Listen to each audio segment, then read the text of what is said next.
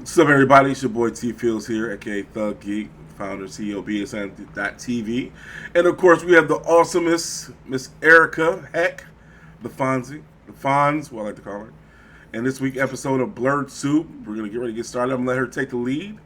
And we're about to get started, y'all, so enjoy. Go ahead, Erica. So, I really do appreciate y'all coming on Blerd Soup today. And I am the Fonz. Ari Fonzarelli is my gamer tag because I snap my fingers and all the boys come running.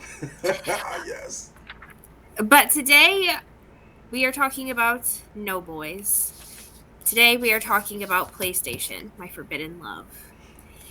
So, this week, in case you missed it, they decided that they were going to announce and sweep out in front of everybody that they have bought the developer that's based in Finland, Yep. House Marquee.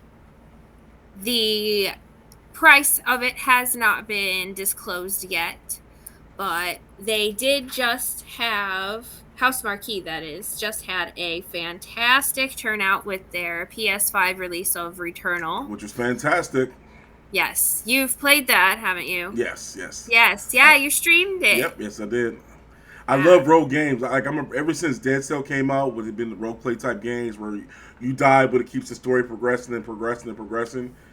But Returnal is too much punishment. Like Returnal, like you get far and you like, and then you die. You like, fuck.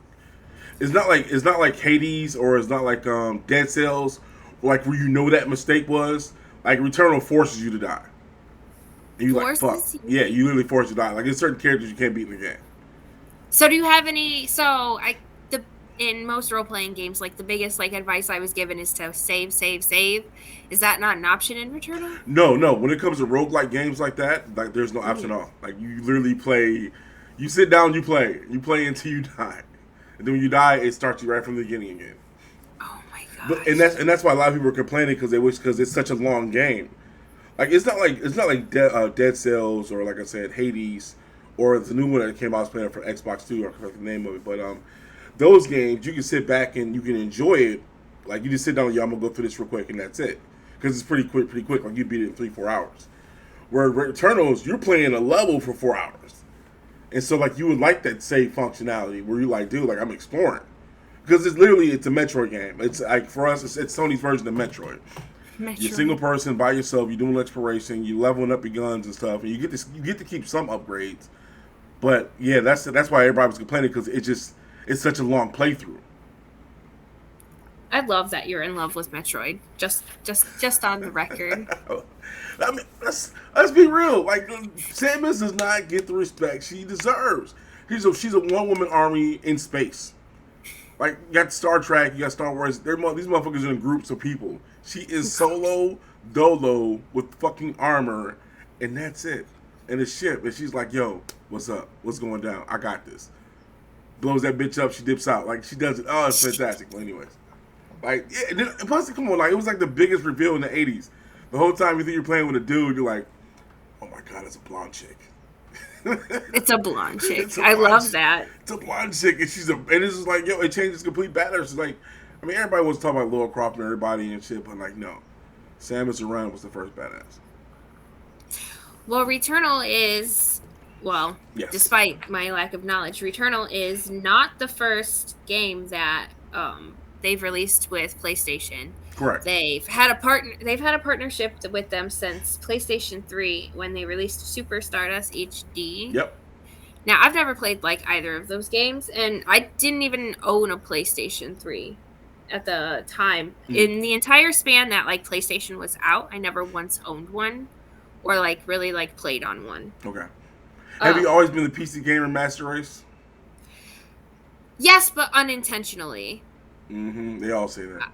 I'm not a master. I'm not the master race. I'm not part of like that master class list. Like Yeah. PC is always the best. But But it like is though. I have to say it. Like PC is, and I'm a universal gamer. I love everything. But at the end of the day, right, like I can do all that shit on my PC. right. I'm also a universal gamer Mm. myself, but I have always been more drawn to PC games. Like I always played The Sims. Yeah. And then I got Minecraft when my first year in high school when it was still like $14.99 and nobody was really playing it, back then. Yeah. So, so So I real quick though, did you grow up yes. on The Sims or Sim? I grew up on Sim City and Roller Coaster Tycoon. I like blowing shit up. I grew up, as far as simulation games go, I Yes. grew up on Roller Coaster Tycoon and I grew up on The Sims. Yes. I've never played SimCity. What? No Sim City Never. 3000? Oh my god, it was so great to sit back and like, I built this wonderful world. Let's destroy it. Typhoon fires. Oh my god, what is going I on? do enjoy releasing the lions every now and again. And Mm. I was playing Roller Coaster Tycoon on Retro Tuesdays when I first started Yes. working with BESN.TV. I was playing it on like Retro Tuesdays to kind of just like go in with the tournament theme. Yeah. So I loved I love those kinds of games. I like building stuff and making it my own. Mm. Roller Coaster Tycoon was always hard for me because I'm not a business person. Sure. There's no unlimited money cheat in Roller Coaster Tycoon. Right. I just like unfinished roller coasters and then watching what happens. Oh my god, it's not finished. Oh. I'm surprised nobody's done like any type of commentating and stuff like that, where like they turn on the violent stuff and the Sims and Tycoon games and just like give like a person's perspective. Like, why are we jumping on this ride? Like, why are they making us do this? Who is controlling this ride? I love there is like a testing option in your roller coasters where you can be in like the point of view Yeah. of like doing the roller coaster. But I love doing those when you customize the roller coaster and it goes off the edge because it shows your car like shooting up. And then when your car comes back down, it like comes down and then it's like you're in a loop. So it goes back to you being at the start of the ride all over again. So then you just like come up and come down and then loop again. It's like the funniest thing. Oh yes, a little destruction. It keeps your blood flowing. Right. Boost the serotonin a little. Right. So I think it's funny that you like talked about like Xbox Game Pass a lot in our very first episode, and now like this like week is basically a PlayStation episode because the other thing I wanted to touch on was that I'm going to butcher his name, but it's the same name as the guy who plays Jorah Mormont in Game of Thrones. Ian Gardner. Yeah. Garner. He is the developer and publisher of Neon. Correct me if I say this wrong. It is called. Okay, don't mind me drinking my PlayStation mug. Oh yeah.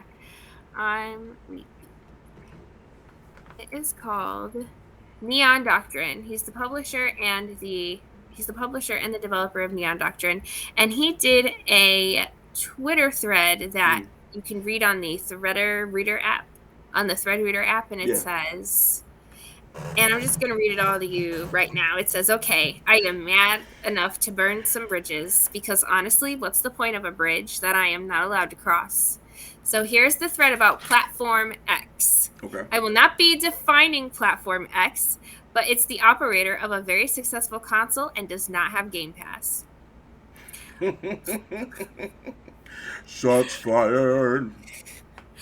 Platform X gives developers no ability to manage their games. In order to get promotion, you must jump through hoops, beg and plead for any level of promotion, and a blog is not as good as they think it is. If Platform X does not like your game, no fanfare, no feature, no love. There is nothing you can do to fix this. Wish lists have no effect, so all your personal marketing means nothing to Platform X. All that matters is their evaluation. How is this evaluation done? Don't know. They don't share that, nor will they share the value they ascribe to my game. So, before you launch, you need to 1. Develop the game for Platform X, obviously. 2. Get through their incredibly difficult lock check spread over 3 generations of back-end software. Wow. 3. Submit a Platform X specific trailer, which to me means that you have to make a trailer specifically for Platform X that's not going to go anywhere else. I would change like 2 things. And I'm not even done. There's 2 more things. Uh-huh. Number 4, write a Platform X blog. 5, submit multiple forms for social media. And apparently for numbers of 3, and for 3 and 4, you need to go through an account manager. When asked how to get an account manager, we were told, I'm not sure, they were assigned by resources. And as we know, there's no way to know what resource level you have been assigned. By the way, you cannot even do a launch discount without their approval, and it is very limited. That's right, you can't do the thing that every other platform does, meaning Platform X owners will always get the worst deal. Oh, but don't worry, there's a way to guarantee you get featured. All you need to do is spend a very reasonable minimum of $25,000 to get featuring. Oh, and then 30% of your subsequent earnings? Bargain! Now, when your game is on the platform, likely without any support from Platform X, you may think, no problem, I can sync up discounts on Platform X with Steam and others. Wrong! Discounts are invite only, and invites are also very limited. It's been literal years since we put a title of ours in discount, and I spoke to some very popular devs today, and they had the same experience. Mind you, when I looked at this Twitter thread was made June 30th, so yesterday. Damn. That's fucked, dude. Sony is that bad? So even if your game does well at launch and thrives on other platforms, you may still never be invited. Why? Who knows? In conclusion, Platform X is super successful and awesome hardware, but their back end and process is straight out of the early 2000s. I have no idea how to succeed on this platform, and they won't tell me. Even if I do succeed, they may screw me anyway, ... So for any gamers who have wanted in here, next time you're unhappy about your game never being discounted on Platform X, or a game you want not launching on Platform X, please go and complain to Platform X. I am going to walk my dogs and calm the F down. I may have more thoughts later. I hope not. And please bear in mind, I am an English-speaking British guy who can travel the world, attend shows, shake hands, and meet with power in these situations. If this is my experience, imagine what it's like for someone without my level of privilege. Right, and that's the crazy thing about that. It's like, yo, I'm top tier and I'm going through this shit. Yes. Like, imagine you not top tier going through that shit. That's horrible. That is so weird, though, because I've always... Well, you know what? Actually, that makes sense. Because, let's go... I'm going to take it back. I'm going to take it back to the Xbox 360 days real quick. Okay. And even the early Steam days where they wanted those indie developers to jump on. Like, Xbox had a great community thing. Like, they did first before they even started doing indies. They had a community developer area where anybody who developed games could go there and publish their game. They didn't care. They just wanted people on their platform. And so for Sony to do these fucking crazy ass hoops and shit, and then not offer discounts either, that's insane. Like, I thought Nintendo was bad with certain shit, but Sony's worse. Yeah. Honestly, if I was a developer, I'd be like, yo, Xbox and Switch, that's it. I don't give a fuck about Sony. Yeah. $25,000 too? Shit. Man, most indie developers don't got that for development. They really freaking barely paying bills. That really do be like an entire year of college worth for me. Right, and then and then imagine, let's say if it doesn't even go through, he's like, yo, so I get my $25,000 back. Oh, and then by the way, you can't run discounts either, just in case you want to just get some sales in. Oh, my bad. Right, that's like, yo, Sony, are you making the game too? Well, no, but we have our stipulations. That is horrible. But Sony still got a lot of indie developers. I guess people are just like, fuck it, we gotta do what we gotta do. But that is fucking horrible. I mean, excuse my French, but oh man, I'm trying to make it. Well, lucky for our platform, ladies and gentlemen, it's a lot easier than that. So you guys have to. Thank goodness. Once our platform is finished, it'll be very fun for you to publish your game, get downloads, and enjoy it. And now we got to avoid those crowded markets. So we're happy to have this platform for you guys once it's finished. So enjoy. But yeah, I'm not going to be a headache at all. And we're charging less percentage too. We just want you to have a better platform to put your game out. People can download shit. At least Epic's not like that. That's why I like Epic. Epic is cool. Steam is just a battle to find games. Like unless you like, it's just a Epic battle. is intentionally losing millions of dollars just to give people one to two free games on the weekly. And Epic has the money to do that thanks to Fortnite, though. Yes, and yeah, but I feel like I never would have known that if it wasn't for the legal battle that they're having with Apple right now. But Apple is just it's controlling. Like Mm-hmm. it's like yo, like really, because and I get it. Epic's like yo, everything they can do, they can do through our fucking shit. Where Yeah. Apple's like no, they do it through our shit because we want a percentage, and then they get the shit. And they're just like, no, And man, like that's the whole point of building this in-game system shit, and they can use it for us. Especially when actually Fortnite did that shit too. Apple was pissed. It was like, you motherfuckers. It was like, hey, I, man. I feel like Apple is in a place where they want to be a part of the video game industry, but they don't want the image of being a video gaming company. And And I that, feel like that's not fair. and that's fucked up, especially Good because like culture. I hate to say it, like if Steve Jobs was still there, that shit would not be happening at all. Like it's one of Agreed. those situations where like Apple's just like, oh, we found a new revenue market. Even though we make billions of dollars off iPhones and off our even their PC shit's going down, especially for their Mac shit. But it's like they just look at another revenue pit, and it's like no. When it comes to games, I Mm-hmm. don't know. I mean, gaming industry is a business, and I get that completely. But at the same time, it's like, yo, have some fucking clarity. If you want more people to publish and shit on your shit, give a better high five. You know, give a better handshake. You don't see fucking anybody publishing shit on Google Play Store. I mean, even though Google Play changed some shit because they had to because it was getting too Wild West. You don't hear Yes. anybody complain about Google Play. Not a damn thing. Right. Especially with Stadia now too, which Stadia is. Yeah. Stadia is. All right, listen. Okay, I got a little beef with Google. We're not gonna get there today, but I'm just saying like Stadia is one of the best platforms that nobody's playing with. Like, do you realize you can play the most powerful ass games right through your fucking web browser with no with no low, nothing, anything, like with no loss at all? It's fantastic. Yes. And I regret. I recall very early. It was probably around maybe this time a year ago, but I recall like very early, like they were giving out Google Stadias for free. All you had to do was follow a link. Yep. And I sometimes when people bring up Google Stadia, I really do regret not participating in that and giving it a shot. I mean, it's dope, and it's the thing about it. Like, you don't actually have to have the user controller. You can use You can use a PS3 controller. You can use any controller as long as it's Bluetooth I or do have my USB. PS. I Yeah. mean, shit, girl, I'll give you access to the BSN Stadia, so you can play some shit. Like, it's dope. Like, it's dope as hell. Like, it's just, like, and it blows my mind because I'm like, I'm in a fucking Chrome web browser playing even the best form of Cyberpunk was on the Stadia. Because Stadia is Yes. running through a cloud server on the most powerful PC in the world. It's like, yo, like people aren't getting that. Like, if you want to do PC Master Race, it's Stadia is cloud, and then you got the new thing coming out with Amazon too, which I'm happy for too.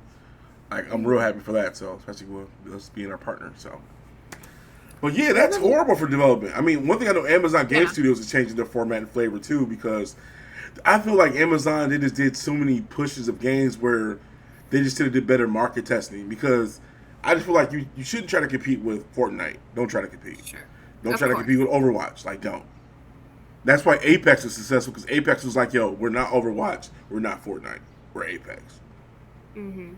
And I feel like the games that, like when they try to do that with Crucible, everybody's like, yeah, it's like trying to do Apex. It's like you gotta just be like, yo, have fun with it. Even Bleeding Edge from Square Enix that came out, like that shit went sour real quick because you gotta understand, like to keep people's attention, especially younger gamers, you gotta come out strong. I mean, that's the reason why a lot of those big games like that are dying out, unfortunately. But Yeah. So, piggying, just circling back, I should say, to the platform X. You're naming Sony, but I do want to say, for the sake of, accuracy, that Mr. Gardner, whose Twitter thread that I read, has not explicitly said whether or not it was Sony and PlayStation or maybe someone else like Atari VCS. But the fact that he uses platform X and not a name sort of kind of implies it. And John Walker of Kotaku was the one that I saw who actively named Sony with the headline, Sony charging devs at least $25,000 for PlayStation Store visibility. yeah. PSN makes getting noticed far too expensive for indies, which I wholeheartedly agree with. And Garner says at the end, Platform X is letting down indies on a massive scale while using us as a key part of their marketing. Garner told Kotaku, likely referencing the larger profile certain indie games were given at E3 this year. The recent call I had showed that they had no regard for us, our opinions, or our livelihoods. What's worse is that it ensures that their customers get a worse deal and have less options. I don't understand the logic, but it seems to be bad for everyone, including them. And so I just wonder how this is going to affect the purchase of a House Marquee, because obviously House Marquee can't do anything about it now because Right. they've been bought. But I wonder if people are going to look at PlayStation differently now. I wonder if people will slow down on buying them so much. Well, as it clearly stated, though, it stated that for marketing is $25,000. So basically, you can still go through these other steps and be on our platform, and then you have to do your own in-house thing for marketing, which we're both familiar with. But yeah, I don't know any developer that's just trying to blow $25,000 like that. And I agree. And it's when you're an indie developer and you're developing your own video game, maybe you don't even have the resources to be able to you're so busy, I feel like, developing your game. Like, you don't really have the time to take the time sometimes to do your own marketing. I feel like Sony's not really, well, I guess, Platform X, isn't really giving indie developers enough, grace, I suppose. No. It's like, we know that you're indie developers, but we want to see what you're made of and how this will help us. And 30% earnings is a lot. In my opinion, 30% is a lot. That is a lot.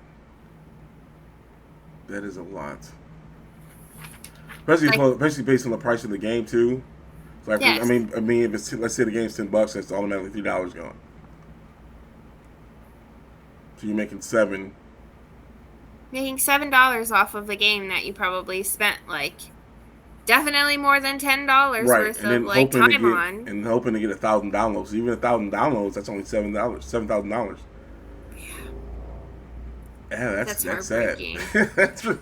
So you're like, oh, you're hoping for, and then on top of that, and then Sony's like, well, guess what? If you want more downloads, give us 25,000. We'll get you out there. But let's say,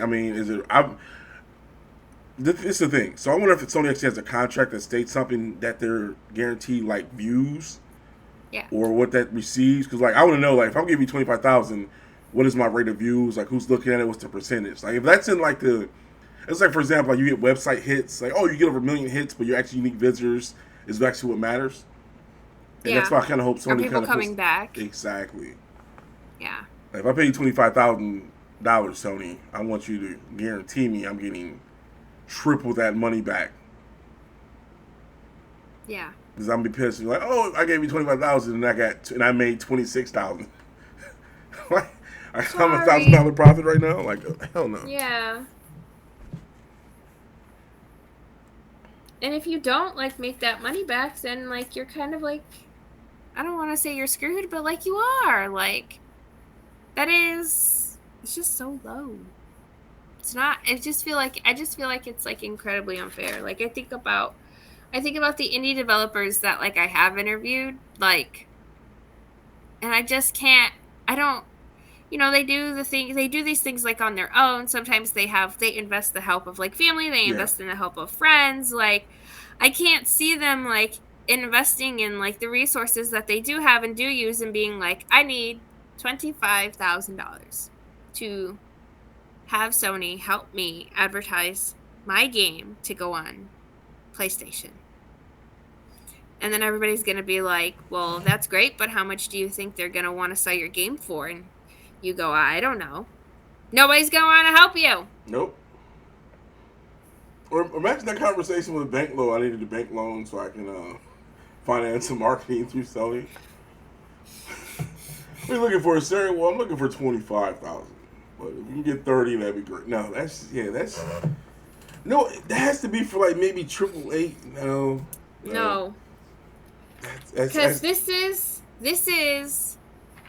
he is the video game publisher and director of Neon Doctrine. yeah. This is someone, this is someone who's actively in the industry who very clearly does not have I don't know his financial situation obviously, but like if he's upset about it to make a Twitter thread that has to be on threadreaderapp.com, like he very clearly like is frustrated with like this process and has like had to go through it.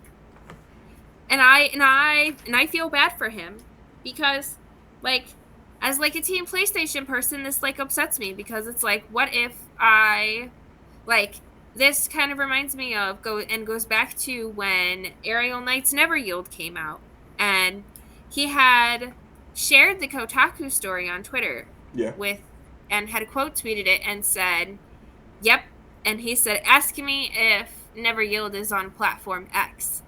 And when we interviewed, I thought it was going to be on all consoles. But that may not be the case. Yep. And this might be why. You know what? That makes sense now. No, and you know what? I just realized that. So I noticed that developers, what they do is they publish on the other platform first to gain traction, and then they drop it on PSN. I have noticed that.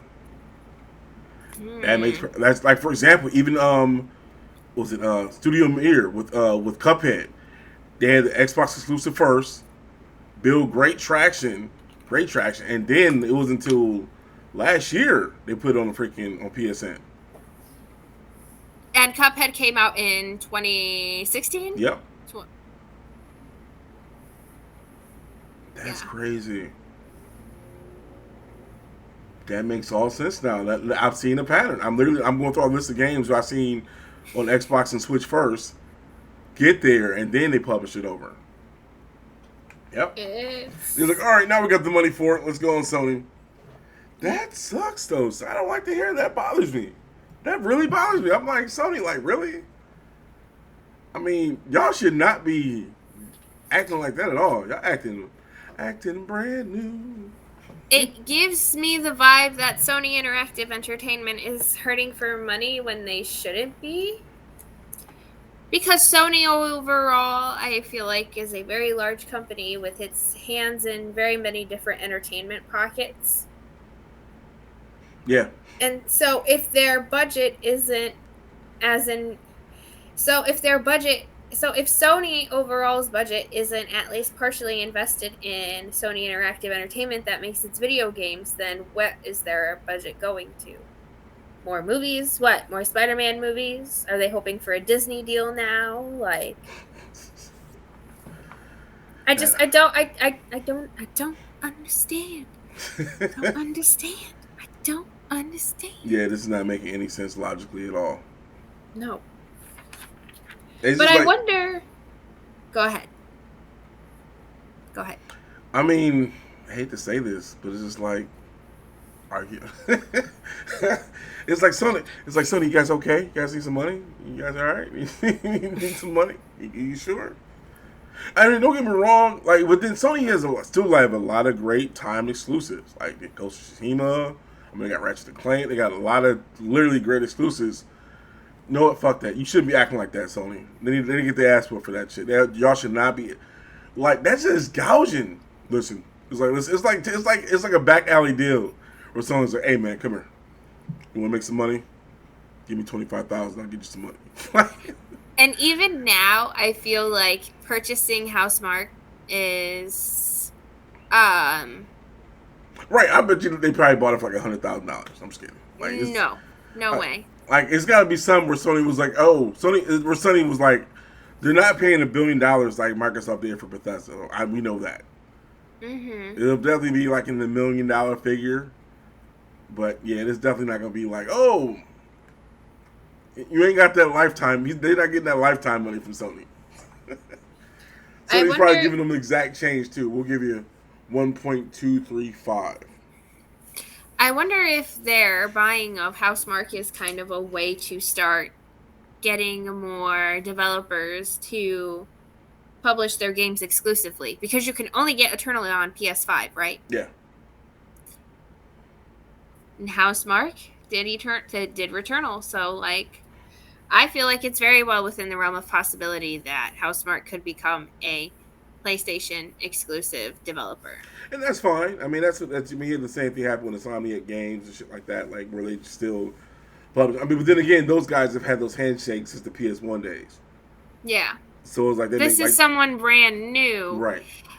You know, when PS1 came out, you know, I feel like everybody was trying it. You know, everybody was trying to do something different. Yep. Now, with an older industry that has been around and has veterans now, it just feels like that the game has changed a little when it comes to buying and selling and acquiring and other stock market buzzwords to game developers. Right. Reddit stalks. Yes, I completely agree. But that's still blowing my mind because back in the PS1 days, you had Naughty Dog with Crash. Insomniac Games with their freaking Ratchet. I mean, yeah, each publisher had like their own specific game they worked on. And now, literally, freaking 4 consoles later, Sony's like finally getting that. My chest is big now.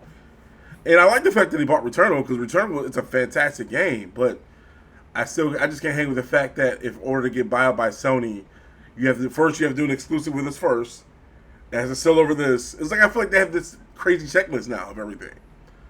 Yeah. Sony has bought other studios. It's not the first studio they've bought. I mean, they bought other studios and shit. Same with EA. Like most developers, they like buying most publishers like buying good ass developers.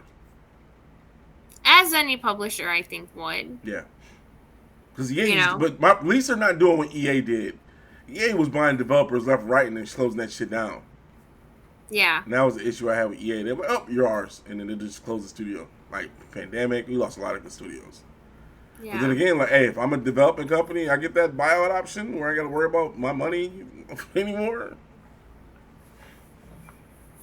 I mean, it's tempting. Yeah. It's tempting for a lot of people. Remember, they did it with Kojima Studios, too, for he used to make Metal Gear. Now he made Death Stranding and shit. Like Sony owns that shit. Which I wasn't a fan of Death Stranding at all. It was literally a delivery game. Oh my god, this is a Sony hating episode. My bad, y'all. No, it's not a Sony. It's a logical episode about Sony. We'll put it at that. We'll keep it like that, Jim. But they are fucking up. Jesus. You didn't see. I can't believe that you didn't see that. I can't believe you didn't see that. You know, when it first happened this week.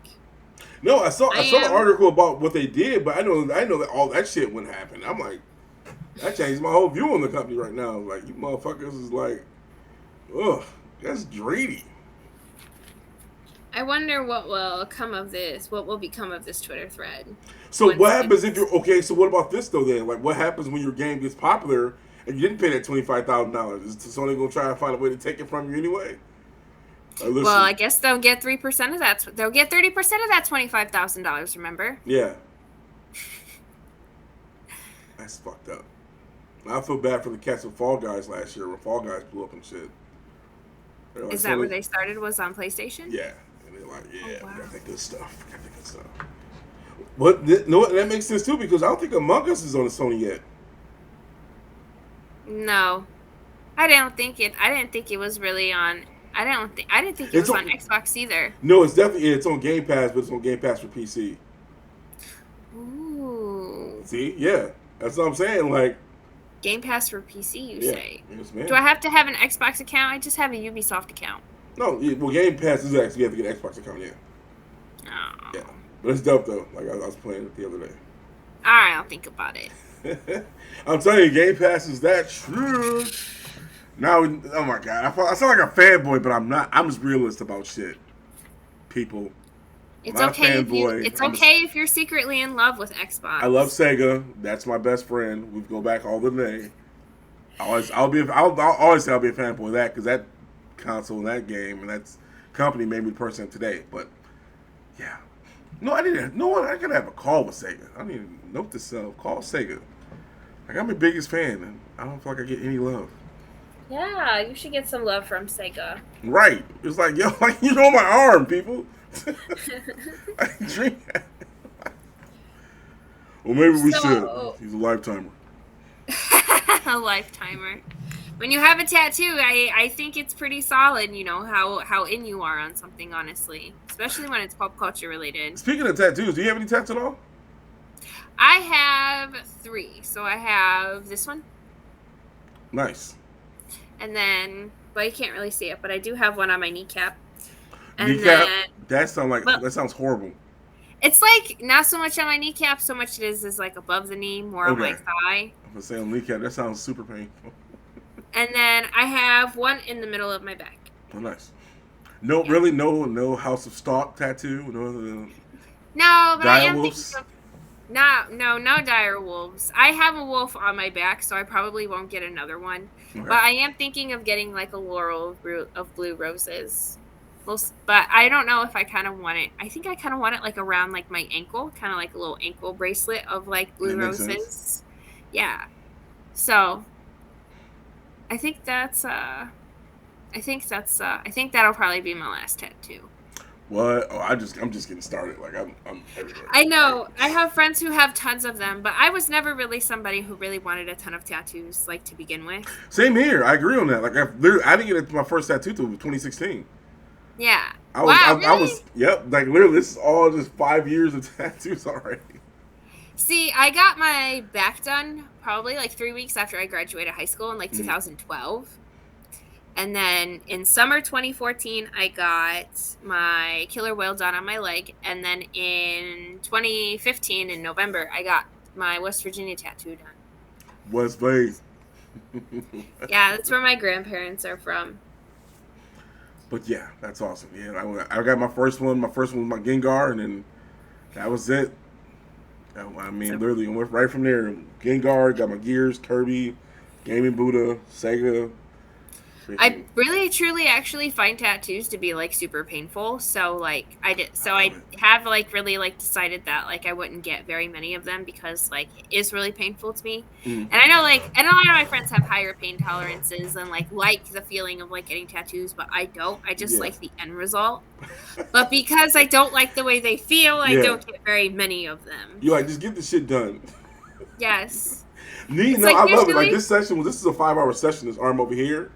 This is 5 hours, and like literally, like I love it. Like I pass out from it. Like I pass out. Oh, wow. I go to sleep. Like it's like my zen. It's like my reset. Yeah. But I will say, when you get to that 3-hour mark, you do start getting a little tender. Yeah. Probably Yeah. So I think 5 hours, 6 hours is my max. I can sit down for a tattoo. So when I see those tattoo shows and motherfuckers getting done for 6 hours, yeah, that shit starts hurting. It starts getting tender after the 3rd hour. Or 8 hours to do a tattoo. No, I don't see anybody. If you're doing 8 hours, like you're just a beast. Because like this shit, even like right here, like it starts getting super tender. Like they're going back and forth. Oh my god! Especially like if you can see the black on. Well, I can't see it right now, but if I could, yeah. But anyways, well, yes. Our final segment, I think, of the day today is you got to speak with some of the future's gamers. Yes, I did. It was actually last week. Thanks to my homie at Pharaoh's Conclave. Oh, they're awesome. Chiquita and Eric at Pharaoh's Conclave had me come on because we sponsor a lot of their events too. And they had me come on last week for part of their program. They're doing their summer program. And it was awesome. I got to meet with some K through 12 cats and talk about game development, talk about pro gaming. And that was cool because, a lot of the kids were like, oh, they want to be pro gamers. Like, they were like on it. I was like, give them what they need to do because I actually played professionally too at Third Strike. Mm-hmm. And so I had a couple challenges too, but they didn't want that smoke. But anyways, it was one kid though. He was it just brought back like memory of me. And he was just like, oh man, like he's like, well, I'm not really good at games. He's like, I love him. You can tell he's like timid kid and stuff. He was like, but I want to be a game developer. I'm like, duh. I'm like, bro. And I told him like, yo, you're gonna be making more money than anybody in here, right? And he's like, his eyes lit up and stuff too. I'm like, have you learned like what type of you want to mess with? He's like, well, I know about Unity, I know about this. I'm like, well, check this out. Check out Lumberjack on Amazon. And his eyes just start glowing up. He's like, because it felt like finally he got somebody to recognize, like, yo, You don't have to be an esports player to be in the game industry. You can be a journalist. You can be this. You can actually be a game developer. And I felt like when he finally got somebody to tell him like, "Yo, that's awesome," like he just, I feel like right now he's still coding and stuff. Like he's outlining everything, and it was just one of those. It was fantastic. Then we broke out in the breakout rooms, and I got more detail with stuff too about how to produce content and stuff too. So I used to do all this stuff at Thug Geek. So it was actually fantastic. And let's give a shout out to Jakid and Eric at Froze Conclave for that. And I'm looking forward to doing more because I want to get more that person of color that's just like that might have that doubt, like, no, man, you can do that stuff, or no, oh no, man, you can do that stuff as well too. And that's the other thing too. It was actually a young lady that was in there too. She had a ton of questions. Like she was like, she wanted to be a pro gamer. She's like, what game should I play? I'm like, why are you doing this and this? She's like, well, I'm playing Valorant right now. I'm getting better. I'm like, yo, what's your KD and all the different stuff. And so that was actually fantastic because she was like, yo, she wanted to. I'm like, but you got. I told her like, you got to talk shit. Like I know you want to be like innocent and shit, but you got to talk shit because that's gonna give you a crowd. And especially when you start just really destroying or pawning or owning cats in games, like people gonna follow that shit. Like, yo, she's owning. Like you want that. Like even though you lose, trust me, you're gonna lose games. I mean that's his life. But like just to be that person that just out there just whipping ass and taking names and talking shit, people just like you more. I think the one thing that I've noticed, like being like more involved in like the industry and like watching a lot of like clips of like games like Valorant and Overwatch and first person shooters, is that you can have a terrific loss. Yeah. You know what I mean? Like there's just something about like the way, like I love like when someone gets like murked on in like a Call of Duty game, like they're just minding their own business and then all of a sudden somebody comes up and they're just like I love clips like that, and like you just see just like the shock on their face. Yep. But like people love that kind of content. People love when the person they're watching gets like murked just like minding their own business. Yep. Like people love that. I love that. And so I think it kind of shows people, I think like, you know, clips like that and like, you know, telling people that, you know, that you have to, you know, be okay with losing is like something that they can really like take with them, because it's like they can like take that and create content. Yep. And that's what I told him too. I'm like, yo, like, I told him like, be ready to lose, be ready to play a shit ton of games and be ready to fucking lose. And they're like, really? I'm like, yo, like, it's not like you're not gonna be winning all the time. Like it's even Sonic Fox and people loses. Like, you'd be surprised. Like, you have to constantly stay up to date, especially in the Apache game. You got to learn different shit. Like, I'm like, yo, you got to study frame data. Like, I'm speaking from more fighting game experience more than less FPS is outside Gears. Which Gears is third person. That's, I mean, I used to love that, but I'm not a fan of Gears 5. But yeah, it was just impressive to see these kids just light up to finally get that recognition. Like, yo, oh, okay, I can't do it. I can't be part of it. Like, you have to hear any negativity. Like, whoa, you're not gonna make any money playing video games. Well, guess what? Guess what, Grandpa? You can. You can actually make millions of dollars being great at a game. And that's the thing. Like, you didn't have to be great at a game. You just do a speed run. Like speedrunners are popping up left and right. That's right. Speedrunner, you actually have to have more patience to be a speedrunner than actually play a pro gaming. Right. Because you have to study those cracks and nooks and shit that's gonna give you that 2-minute, 3-second push, or like and that leg up. Yep. Well, I've seen some Mario speedruns. I've seen some crazy ass. I even seen Metroid speedruns. I'm just like, bruh, like for real. I'm still trying to beat this game. You ever heard speedrunning and shit? Walking on the edge of the game like the little Mario cheat with the penguin and shit. It's just, man. I think when it comes down to like the naysayers of these kids' lives of, well, you're not going to make any money playing video games, or, you know, it's going to be hard for you to be a pro gamer, or like, you know, the shy kid who, you know, who has definitely never been told that he could like be like a game developer. Yeah. Like, I think it not only speaks to like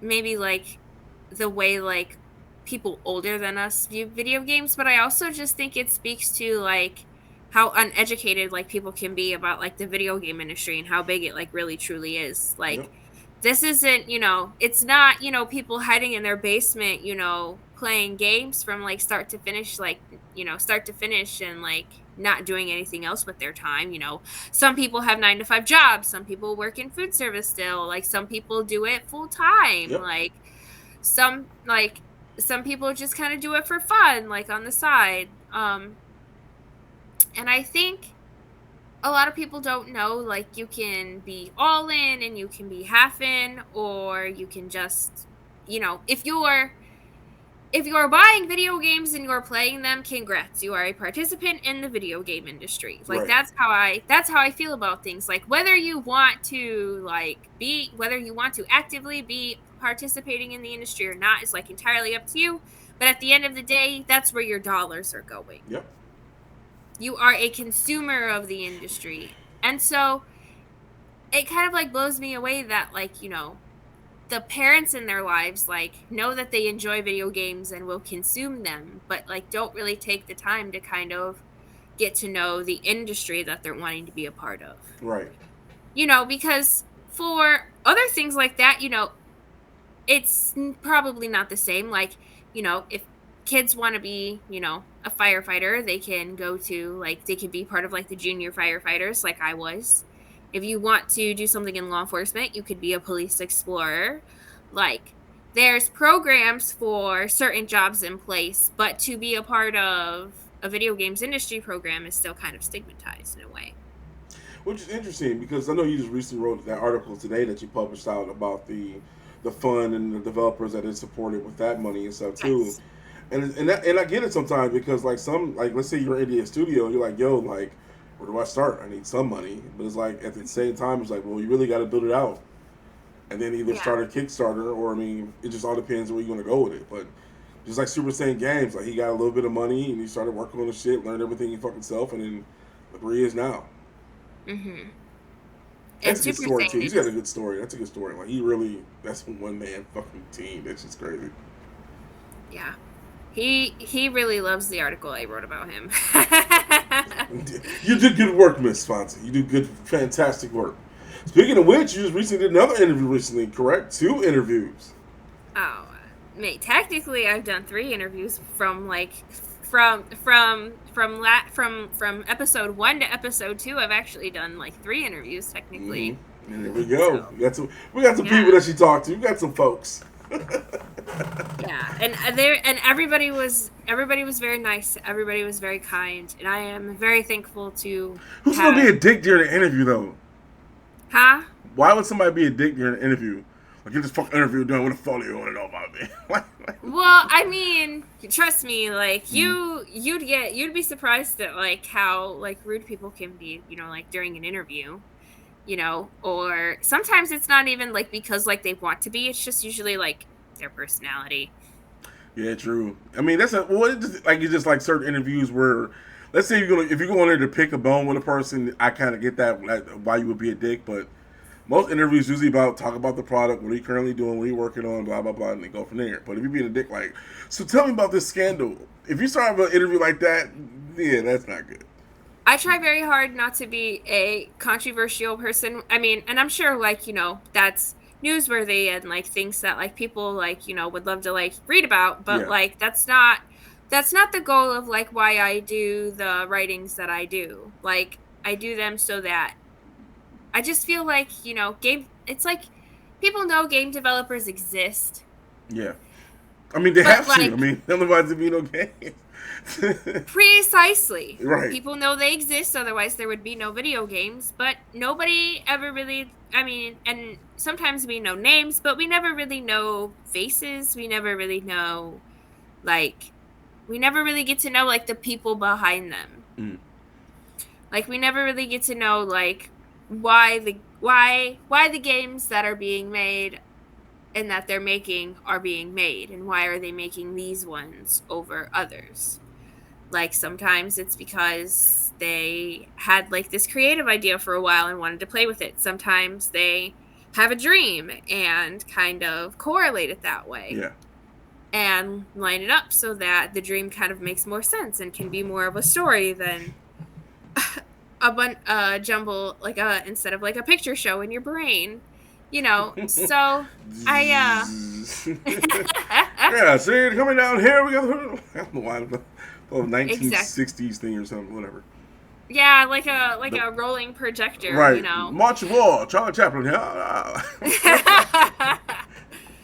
So I just love being able to humanize. Yeah, propaganda. I just love being able to humanize people and like give them that little bit of like propaganda for like Right, their but I their feel like it's game. more than just propaganda. It's more validation. It's like, yo, Yes. great job. Now Yes. let's talk about it. Because and it's like I like to think that like after like game developers like interview with me, they like potentially like walk away with just like a sense of like, wow, like I'm so glad I got to talk about my game today. Yeah, Like that's what I want. That's shit. mainly like the takeaway I When want they from when like they when I when you interview finish people. interviewing, they walk around, they have an explosion in the background and shit. I powered up. Like I do. I want it to be like that. I want it to be like that one up mushroom. You know Yeah, what I mean? Like I want that to be like that for them. And then when they read it, they're like, wow, like this is great. Like when Neil Jones when I sent him the article about his Aerial Knights Never Yield, mm-hmm. he said that it was probably the best article that someone's written about his story so far. And like I took that like, like to heart because it's like I hadn't written, like a news story and interviewed someone in so Yeah. long, and I was just, and it was like, and it was kind of like a validation of, man, like I still got it in some way. Hey, you mean you still got it? You never lost it. It's always been Right. there. You like these powers where they came from. They've laid dormant for so long. Like I said, the pen is always greater. The pen is always greater than the sword. I have, It's definitely true. Because I mean, I enjoy your art. I enjoy the interviews. I mean, I just want to keep connecting with more and more and more. Just because each interview is going to keep powering up, powering up, powering up. yeah. But at the same time, I always feel like don't ever be scared to like touch on the jump the rope on the other side. Like taste a little bit. You never know. Yeah.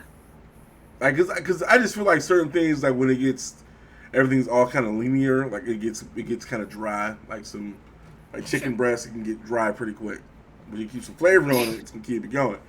But that's what dark meat anyway. But anyways, I say all that to say this: keep pushing, doing some great Yes. interviews, and those are fantastic. And then, like I said, we want to do more and more and more. So, if you guys are interested, make sure you hit up Erica. I mean, yeah, make sure you drop your Twitter chat stuff in there too. Yes. So if you are a Black game developer of color, I do, just like we were talking about, I do have a game dev of color highlight series Mm-hmm. where I speak to a game dev of color once a week about any and every game that they're publishing within the next 6 to 18 months of when we talk. Mm-hmm. So it just all really depends. And you could always shoot a direct message to besn.tv on Twitter at BESNTV, and then you can also follow us on Instagram, BESNTV, and then follow us on Facebook also at BESNTV. You can follow us on Twitch as well, and that's Yeah, BESNTV1 that's for the the one. Yeah. Twitch channel. Yes. And you'll be able to see Tim and I play games weekly. I stream about 3 times a week. Try my best to. And I try Tim to stream whenever, streams. y'all. I'm trying to stream whenever, but Yeah. luckily we got this gaming tournament series. We're just waiting for this other thing to fall through. Once it goes through, our gaming series is back online. It's just certain shit is taking too long to come through. But yeah, we're super excited to get the gaming series launched back up because we got some cool games, guys. Like you got Guilty Gear out here, that's fantastic. You got Smash, you Kazuya. I mean, we got Mario Party. We're gonna have Community Day. We got a lot of cool stuff coming out here. So we want to make sure you guys are being a part of it. Don't be afraid to come kick it with us. It's okay. That's why Never we're be afraid to Discord. come. We have our Facebook Never be group. Yes, never be afraid to come kick it with us. Never be afraid to reach out to us, and never be afraid to say hello. Right. Like We're not gonna we're bite. friendly. She's friendly. I can be me. She's Oh friendly. yeah. Make sure She's you very come to friendly. me. Don't come to Tim. I like to be friends with everybody. I'm the superhero. Tim's the villain. Thank you very much, the villain. Very much the villain here. Yes. Oh, speaking of which, did you watch Loki this week? I did not watch Loki this week. I'm waiting. I'm waiting for my pirate to drop the treasure. If you know what I mean. Listen, drop the treasure here. Yeah. So what have you Wait. watched? What have you watched recently? Recently, so Yes. television shows that I am watching right now. Motherland Fort Salem has returned to the Freeform channel, so Okay. I am back to watching that. I'm about to watch episode 2. soon. And then I've been watching this adult animated show that's made me laugh every single week called Housebroken. It's about this group of animals in a neighborhood who come together every week for group therapy.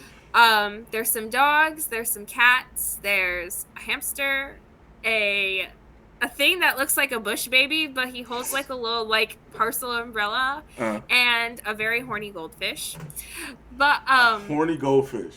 Yes, but Lisa Kudrow is the star basically. Her character, a poodle named Honey, is the main protagonist because she runs the group out of her human's house. Okay. And so it's just a myriad of just comedy and like life lessons, and it just always just cracks me up about like the age-old question of what are your animals doing when you're not home? They're doing this. They're definitely doing this. They're podcasting. So it's almost like it's like a toys, but it's it sounds like a combination of Secret Life of Pets and Toy Story. Yes. Except they have the whole like Sopranos thing going on with the being interviewed or talking to the psychiatrist, I think. Is that correct? Yeah. So doing like the group therapy, it's always like the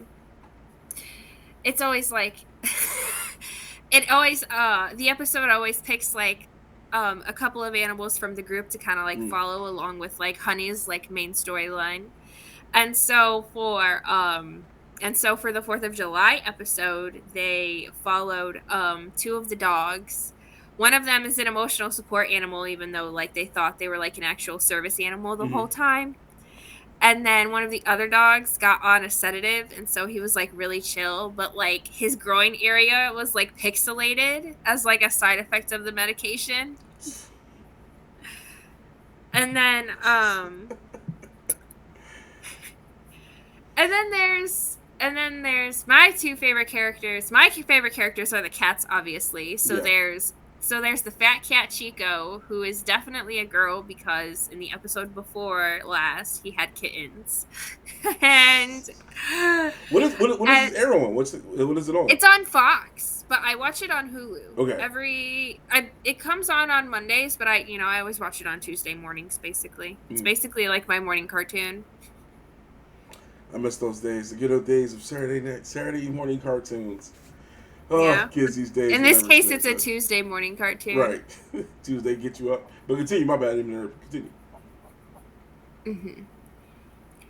So, wait, are you watching anything or are you just watching Loki? No, oh my God. I'm watching several things. I mean, I watch stuff while I work. And so, like, I mean, The Bad Batch on Disney Plus is fantastic. Like, The Bad Batch is fucking amazing. It's one, like, I like when Star Wars, like, does sit, like, the other stuff that goes on in the world. And this is basically about after what happens at the end of the Clone Wars.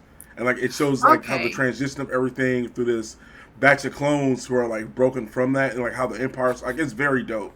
Like, it's that little details of certain stuff and, like, little Easter eggs that drops, too. But that comes out every Friday. And Bad Batch has been fantastic. Like, I love, like, everybody else probably hated on the Solo story and the different shit like that. But I like the side stories besides the main stories of Star Wars. And, like, I thought that was fantastic. I started rewatching Lower Decks again because the new season that's coming out in August. And Lower Decks is just literally the next generation, but just more comedic. But it got serious as fuck the last 3 episodes. And so I'm super excited for, I'm rewatching that. But in another show, which is pretty violent, and it's based in like New Zealand, Australia shit, it's called Mr. In-Between. And it's on Hulu. Oh, I've heard of that. It's good. It's good because it's real as fuck. It is super real. It's not like Breaking Bad, but it's like he's a hitman. He's a hitman, but he's got a kid, he's got a wife, he's got a life, he's got an ex-wife and shit. And he's got a best friend, so it's like, he'll do these hits and come back and like, have this normal life, but it's just like he just killed like 8 people, but it's that perspective. So, I mean, because I like some of the different genres, like the crime genres and shit they have out there. They're pretty cool. I watch those, but yeah, like Bad Batch, Loki, something else I'm starting to watch too. Oh yeah, plus they dropped all the old school Mobile Suit movies on Netflix because the new movie came out, Hathaway. That dropped this morning too. And then also America, the motion picture on Netflix is like, it has that Archer feel. Like the animation is like Archer, if you ever watched Archer before. but Yeah, it is straight I raw. think I saw the trailer for that yesterday. Like, it is freaking unfreaking believably hilarious, and it's actually pretty good too. It's got Channing Tatum doing the voice of George Washington. It's got Yes, I did see the trailer for that yesterday. Yeah, it's I wild. It's wild. Judy Greer is Martha Washington, and she's a freak. It's crazy. Like they go in. Yeah, I Killer love Mike's in it Judy too. Greer. And they bring like Wow. every possible, like especially like the end battle. Like imagine like every possible American folklore you've heard is in this movie. Mhm. So Oh it's wow. so it's like it took like all your childhood like Paul Bunyan shit that you love, and they throw this in this fucking movie and they make it like steampunk style, and it's Yeah. just fun. Like it was I was dying. I couldn't stop laughing. Wow. But yeah, other than that though, if you guys have any questions, feel free to reach us out. This has been Blerd Soup Yes. episode 2. Do you have anything else before we get out of here? No, but you know what they say: first is the worst, second is the the best. best. Third is the one with the hairy chest. Oh my god, that just took me back right there. We'll see you guys next week, and continue following us. Hit us up, and see you soon. Peace.